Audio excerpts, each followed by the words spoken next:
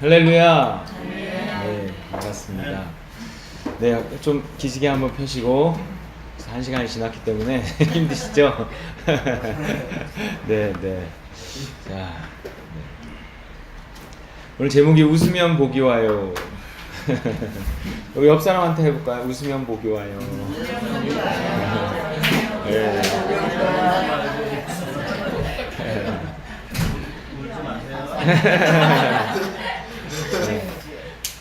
이게 한 집에서 부부로 살아도 한 사람은 웃고 살 수 있고 한 사람은 울고 살 수 있습니다.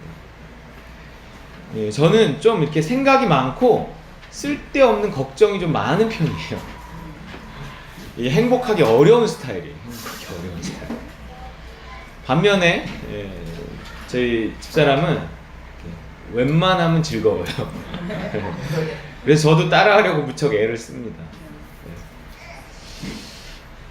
아니 이게 결국 뭐 시간이 지나면 심각한 내가 옳았던 적은 한 번도 없고요. 그냥 웃었던 집사람이 항상 옳았어요. 물론 저 같은 사람도 필요합니다.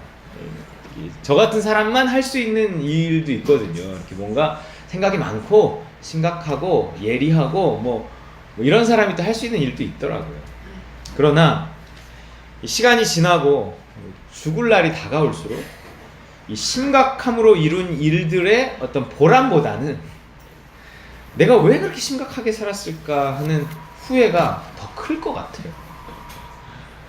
결국 인생은 웃고 산 놈이 잘 산 겁니다. 이건 분명합니다. 여러분 웃고 사십니까? 옆 사람한테 웃으면 복이 와요. 한번 정말 결국 웃고 산 놈이 진짜 잘 산 거예요. 성경도 우리를 향한 하나님의 뜻, 이게 하나님의 뜻이다 이러면서 직접적으로 나오는 말씀이 있는데 뭐 봉사해라, 헌금해라, 선교해라, 전도해라 뭐 이러지 않고 뭐라 하냐면 항상 기뻐해라 그래요. 이게 데살로니가서 5장 유명한 말씀이에요. 성경 전체를 통틀어 가장 짧은 구절이 16절이에요. 같이 읽어 보겠습니다. 시작. 항상 기뻐하라, 쉬지 말고 기도하라, 범사에 감사하라. 이것이 그리스도 예수 안에서 너희를 향하신 하나님의 뜻이니라. 아멘. 항상 기뻐해라. 이것이 우리를 향한 하나님의 뜻이라는 거예요. 이 기쁨이 있어야 봉사도, 뭐 헌금도, 전도도 의미가 있는 거예요. 의미가. 이거 주의 일을 한다고 하면서 억지로 기쁨 없이 하는 건 아무 의미가 없어요. 기쁨 없는 헌신은 하나님의 뜻이 아닙니다. 어떻게 해야 늘 즐겁게 살 수 있는 걸까요? 이 기쁨에 대한, 가만히 보면 기쁨에 대한 가장 확실한 처방은 일단 잘 타고나는 거더라고요. 잘 타고나요. 네. 타고난 사람이 있어요. 늘 긍정적이고 밝은 성격은 타고나요. 물론 어려서 자라온 환경에 많은 영향을 받기는 하지만 잘 타고난 사람이 즐겁게 살더라고요. 하지만 이런 기쁨에는 한계가 있어요. 한꺼풀만 벗겨보면 또 아픔이 있어요. 그런 사람들 겉은 웃고 있지만 한꺼풀만 벗겨보면 아픔이 있더라고요. 그냥 잊고 살려고 애쓰는 거고 타고난 또 성격으로 몰라 이러고 그냥 대충 사는 거지 모든 게 좋아서 정말 좋은 사람은 없습니다. 없어요. 없더라고요. 물어보면 다 걱정 근심이 있어요. 근데 타고나기를 예민하고 걱정 많은 사람들도 있다는 거죠. 저처럼. 이런 사람들은 걱정을 사서 하기 때문에 웬만하면 즐겁기 어렵습니다. 저는 웬만하면 즐겁기가 어려워요. 꼭 생각이 많아요. 걱정한다고 별로 달라지는 것도 없고. 네가 걱정한다고 키를 한 자나 더 할 수 있겠느냐? 예수님 말씀이 그냥 한 말이 아니야. 너 걱정한다고 별로 달라지는 거 없어. 그냥 기뻐해. 어떻게 태어났건 정도의 차이만 있을 뿐 이 세상의 삶이라는 게 항상 즐거워할 일 따위는 없다는 거죠.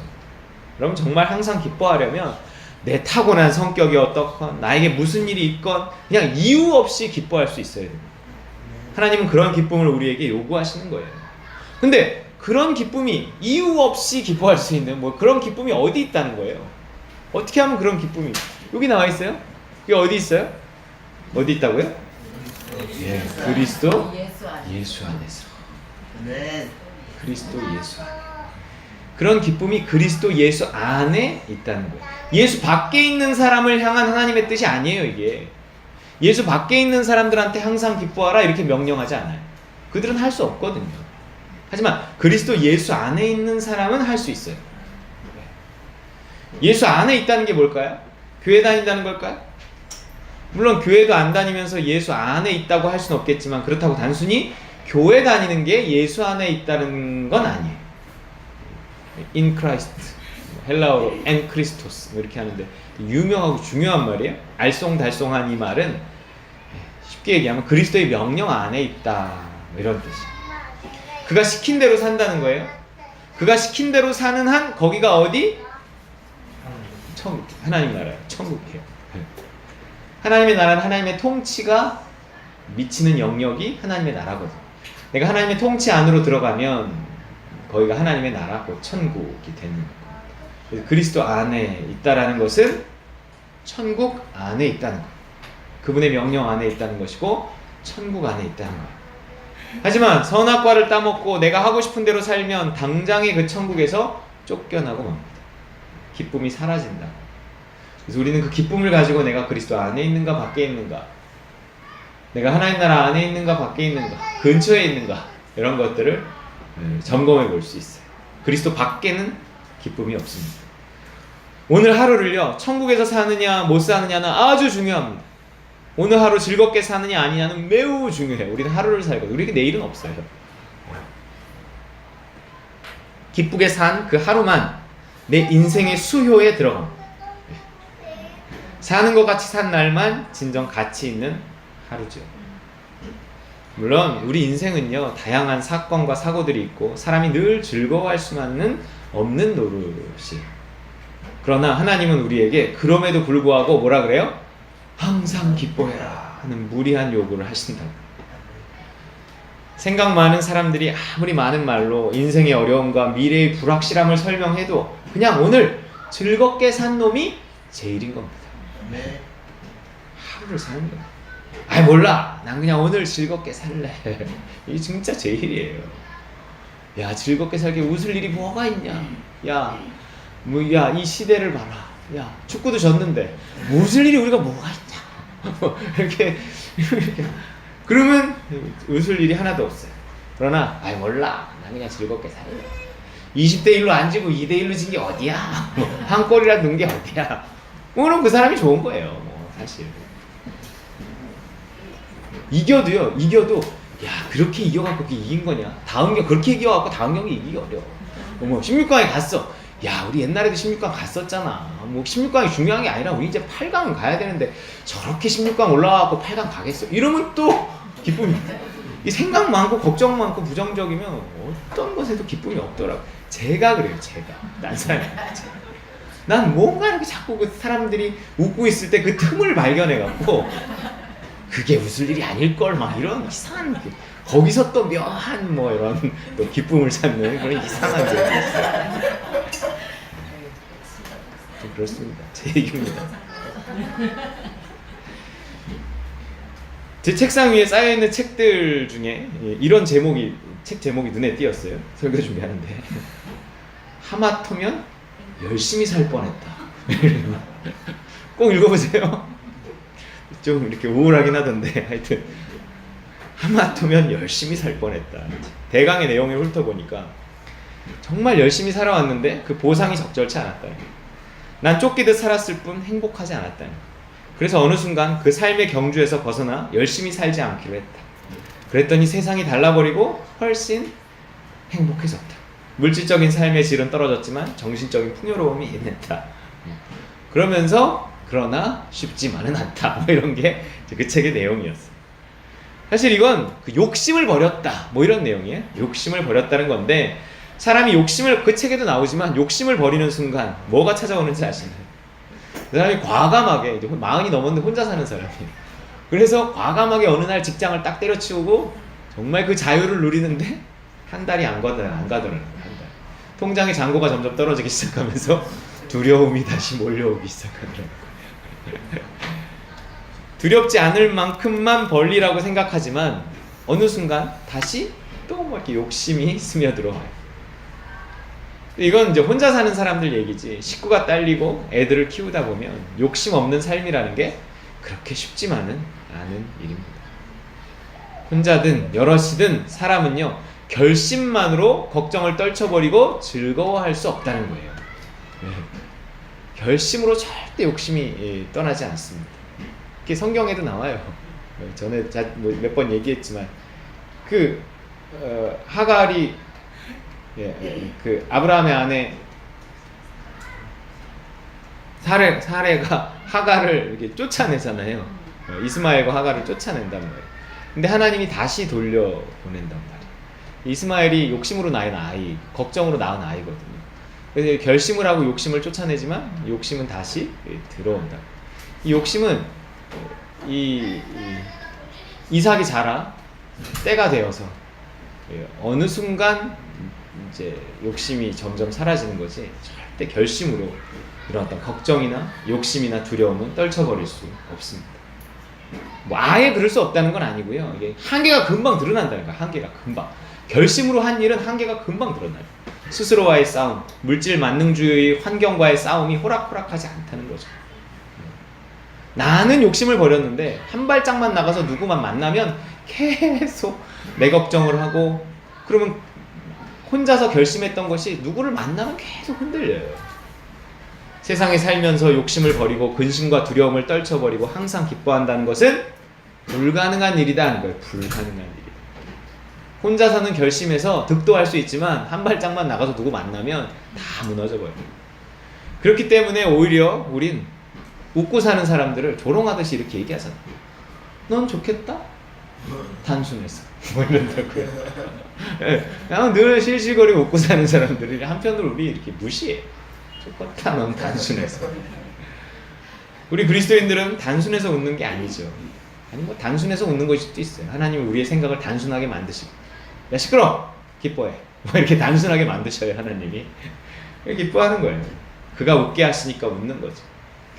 그가 내 삶을 이끌어 가시고 보장하신다는 걸 믿기 때문에 웃을 수 있는 거예요.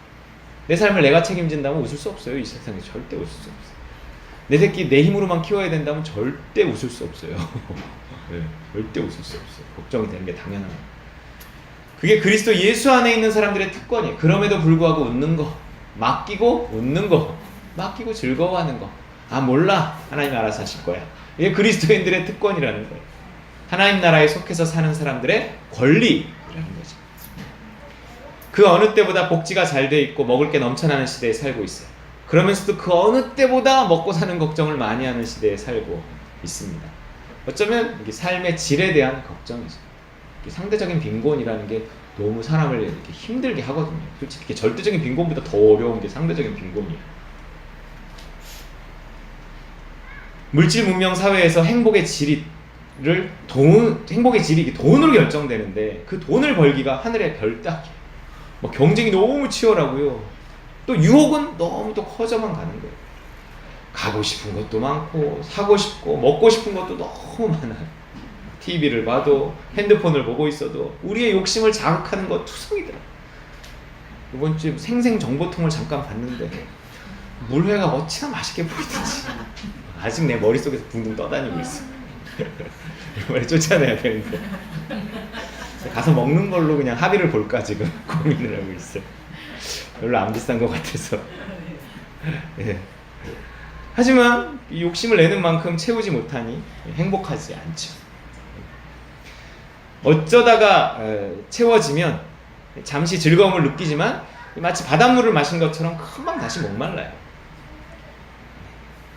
더 좋은 데 가고 싶고요. 더 맛있는 거 먹고 싶고, 더 좋은 거 갖고 싶습니다. 세상 안에서의 기쁨이란 그런 거예요. 그 기쁨을 맛볼수록 너무 좋거든. 잠깐이지만. 그러니까 또 맛보고 싶고 또 맛보고 싶고. 하지만 거기에는 돈이 필요하고. 그러니까 결국은 돈의 종이 될 수밖에 없고, 그러나 돈의 종이 아무리 되어도 그만큼의 돈을 벌 수 없으니 불행해지고 우울해지고 그냥 그러더라고요. 하지만 그리스도 예수 안에서의 기쁨은 우리의 그 빈자리를, 사실 그 영혼의 빈자리에서 나오는 모든 욕구는 그 영혼의 빈자리에서 나오는 거예요. 그 빈자리를 하나님의 사랑으로 채우는 기쁨이라는 거죠. 우리의 목마름을 예수님의 사랑으로 채우는 기쁨입니다. 이게 먼저 선행이 돼야 돼요. 선행이. 이거 기본적으로 이렇게 메꿔놓고 깔아놓고 그러면서도 몸을 가지고 있으니 또 여전히 세상에 발을 딛고 있으니 때론 여행도 가지고 뭐 때론 만난 것도 먹어야 되죠. 이 기본이 있고 세상 것을 맛보는 거 하고 기본 없이 세상 것으로만 채우는 거 하고는 그 행복의 질이 천지 차이입니다. 천지 차이. 우리가 하나님의 은혜로 채워도 난 아무것도 필요 없어 이런 순간은 그렇게 많지 않아요. 그 상태를 늘 유지하면 좋은데 그러나 어느 정도 채워놓고 나면 욕구가 그렇게 막 죽을 만큼 커지진 않는다는 거예요. 그래서 욕구가 생길 때 또 적당히 이스마엘에게도 밥을 주고 또 이렇게 하면서 가다 보면 믿음은 커지고 욕심은 작아지고 그러면서 천국은 커지고 세상은 작아지고 이게 우리의 삶이 돼야 합니다. 할렐루야. 네. 우리가 걱정하는 데는요 다 이유가 있어요. 다 이유가 있어요. 누구한테 말해도요 내 걱정은 당연한 겁니다. 뭐 이렇게 걱정이 많아서 그러고 있어? 에휴, 내가 이래요 이렇게 말하면 그 사람도 걱정할 만하네. 어떡하냐. 네. 근데 그런 걱정을요 하나님한테만 가져가면 자꾸 걱정거리가 아니라는 거예요. 그건 말이 안 통해요 그분하고. 그러니까 얘기하기가 싫어요 나중에. 그렇지 않아요? 걱정하지 말래요. 아무 걱정하지 말고 그냥 기뻐하랍니다. 아 됐어요. 그러니까 성경도 읽기 싫고 기도도 하기 싫어요 나중에. 그래. 그런데 하나님이 그런다고 생각해 보세요. 그래 나도 걱정이다. 이러면 뭐 어쩌라는 거야 하나님이. 하나님의 대사에는 그런 대사가 없거든. 아니 그럼 문제를 해결해 주시던가. 어떻게 문제는 그냥 놔두고 걱정만 하지 말래 맨날. 아니 내가 걱정 안 하면 내 문제 책임지실 거예요? 해결해 주실 건가요? 그래. 그래 그러시잖아. 그러니까 항상 기뻐해. 인생 걱정하기 시작하면 한이 없어. 기뻐하기만 하면 기뻐할 수만 있다면 모든 문제는 해결될 거야. 해결돼야 기뻐할 수 있는 게 아니라 기뻐해야 해결된다고. 그게 하나님의 나라 법칙이야. 이 성경의 말이다. 우리의 공식과 달라. 우리는 해결돼야 기뻐할 수 있어요. 그렇기 때문에 우리의 기쁨은 항상 미래에 있어요. 미래. 내가 합격하면, 내가 잘 되면, 돈을 벌면, 성공하면, 우리 애들이 뭐 이렇게 대학 가면, 뭐 시집장가 잘 가고 잘 살아주면. 근데 그게 뭐 그 미래가 하나도 없어요. 그러나 내가 오늘 그럼에도 불구하고 기뻐할 수 있다면, 그렇게 내가 하나님의 나라에 속할 수 있다면 그 하나님의 나라에서 모든 문제는 작게 보이고 그 작게 보인 문제들은 어느 날 뿅 하고 사라지고. 정말 그래요. 근데 이게 참 어렵습니다. 아는데도 이 하나님 나라에 속해서 내가 오늘 그냥 그럼에도 불구하고 기뻐하기가 참 어려워요. 걱정할 이유가 아주 분명한 어떤 거리가 있는 사람일수록 더 그래요. 그런데 우리는 인생의 어느 순간도 걱정거리가 없는 삶을 살 수는 없다고. 심지어 항상 기뻐하라고 말하는 바울조차도 낫지 않는 지병을 죽을 때까지 몸에 짊어지고 살았어요.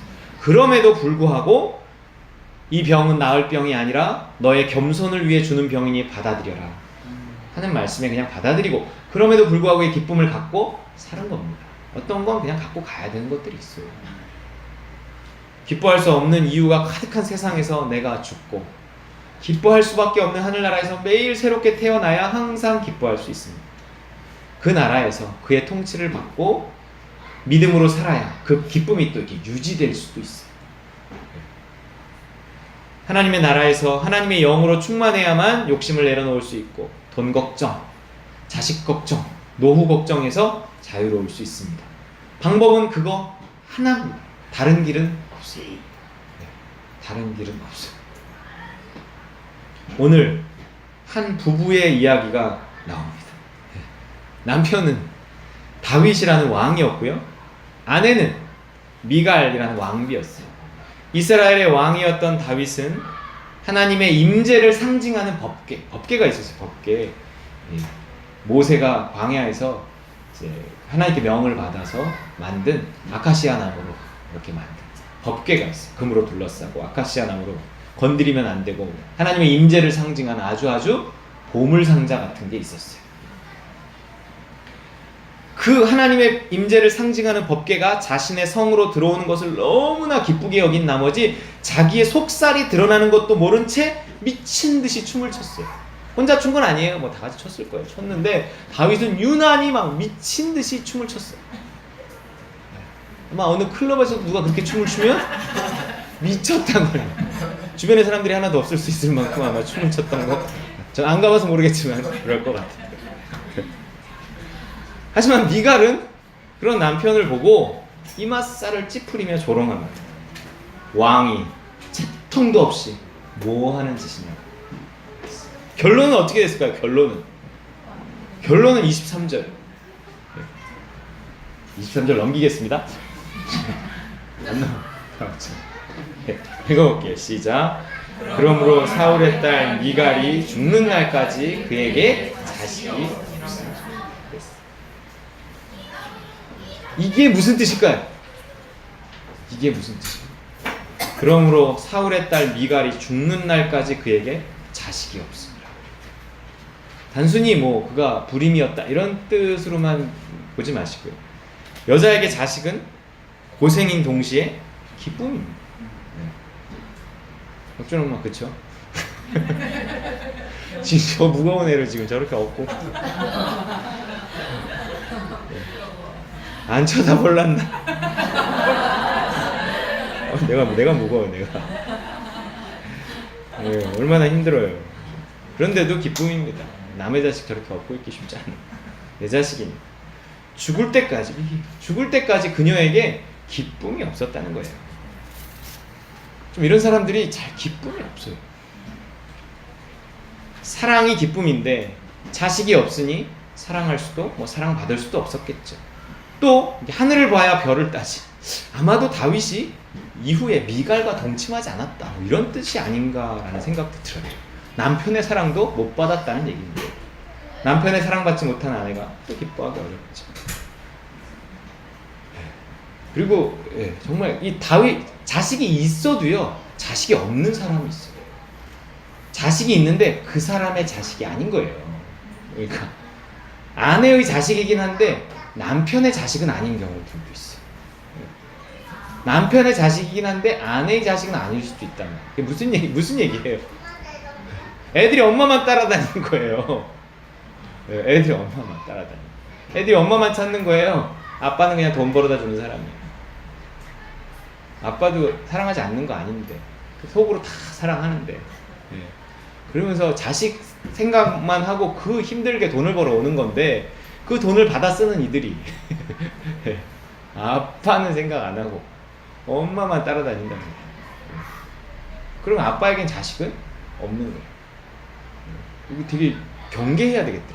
제가 어느 순간 이러다가 내가 이렇게 되는 거 아닌가 하는 생각이 들 만큼 제 성격 자체가 조금 그런 게 있어서 되게 이렇게 두려운 마음이 들더라고요.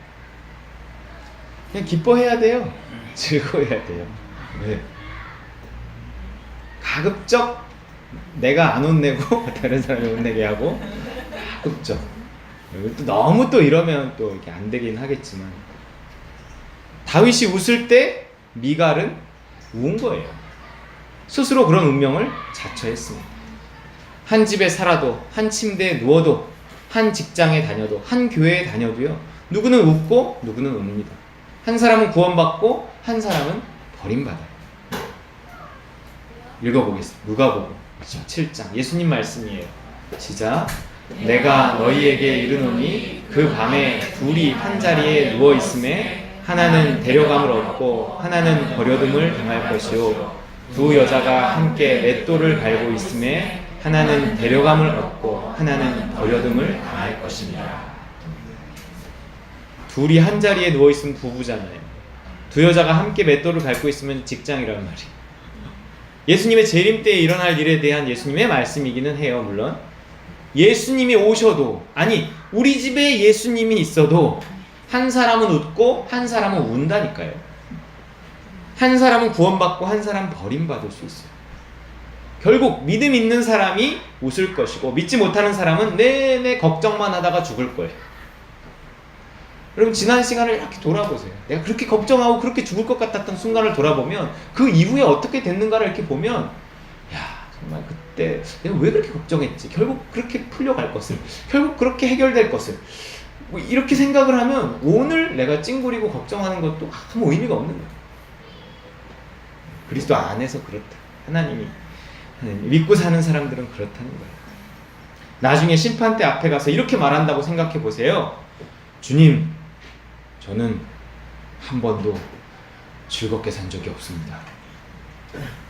아니 왜? 하나님 그러지 않아요? 예수님이 그러지 않겠어요? 아니 왜?